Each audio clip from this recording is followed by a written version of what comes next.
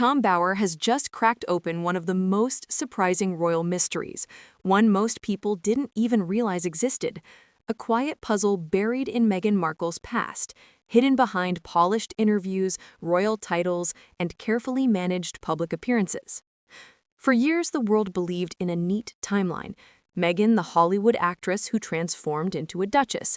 But Bower argues that this timeline doesn't just bend, it breaks. And once you start pulling at the loose threads, you uncover contradictions, mismatched dates, and records that whisper a very different story about who Meghan really is and even how old she might be. This isn't gossip. This isn't fan speculation. These are details found in documents, memories, and the words of people who were there from the very beginning. And once you hear them, you can't unhear them. Before the palace gates, before the photographers, Meghan Markle was simply a daughter. Her father, Thomas Markle, remembers her childhood with the clarity only a parent can have. School plays, milestones, birthdays. But when Meghan's fame grew, Thomas noticed something strange. The public timeline didn't match the one he carried in his head. Dates felt shifted, ages seemed adjusted. Events were placed in years that didn't line up with what he lived through. He didn't shout accusations. He didn't wave papers on talk shows. Instead, he spoke calmly, almost like giving sworn testimony. He hinted that Meghan's official birth year might not be accurate. Coming from a father, those words carried weight. This wasn't speculation, it was memory. And it was the first crack in the polished royal narrative. That crack widened in March 1997.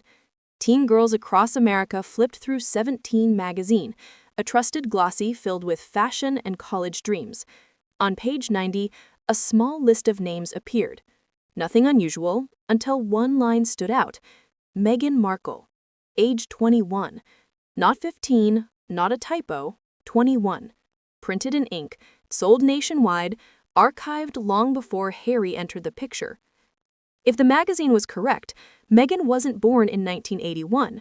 Her real birth year would be closer to 1975 or 1976, making her 6 years older than the world believes. 6 years may sound small, but in public identity, it changes everything. Her graduation age, her Hollywood debut, her age when meeting Harry, her age at marriage. Suddenly, the 36-year-old actress stepping into a royal fairy tale might not match the earliest records. This wasn't rumor, it was contradiction, and it turned Meghan's age from a fixed fact into the opening chapter of a deeper mystery. Just when the age debate seemed complicated enough, another twist emerged: Meghan's first pregnancy and the birth of Archie.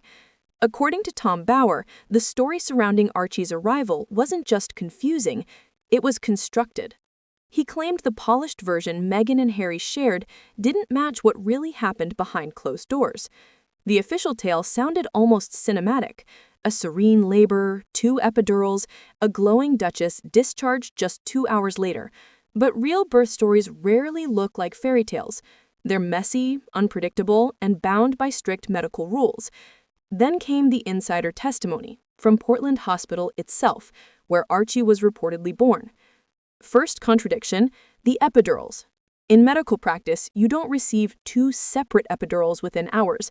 One is placed and runs continuously.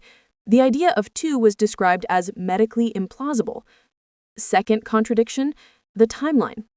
Harry claimed Meghan gave birth, recovered, and left the hospital in just 2 hours. But anyone familiar with childbirth knows that's impossible. After an epidural, walking is restricted for hours. Vitals must be monitored, blood pressure checked, complications ruled out. And then there's the drive. Portland Hospital to Frogmore Cottage is nearly an hour away. The logistics simply didn't add up. Medical professionals added more concerns. At over 35, Meghan's pregnancy would have been classified as geriatric, a clinical term meaning extra monitoring and longer observation. Yet the public story described scented candles, birthing balls, and a spa-like atmosphere. Beautiful imagery, but unrealistic for high-risk pregnancies. There was even mention of preeclampsia, a serious complication. If true, protocol would demand magnesium treatments and extended monitoring, not a 2-hour discharge. The insider didn't describe chaos or conspiracy. They simply said, That's not how it works here. So what does all this mean? The deeper you look into Meghan's timeline, her age, her pregnancy, her birth story, the more contradictions appear. It raises a bigger question. If the birth story was polished, what else might have been? Was it about protecting privacy, or was it about shaping a narrative that fit the fairy tale image? Tom Bower's revelations don't provide all the answers, but they do remind us that behind the royal titles and glossy interviews, there may be a very different story waiting to be told. And as Meghan and Harry continue to make headlines, most recently with their Netflix projects and public appearances, the mysteries of the past remain unresolved, fueling curiosity about what's fact, what's fiction, and what's carefully managed narrative.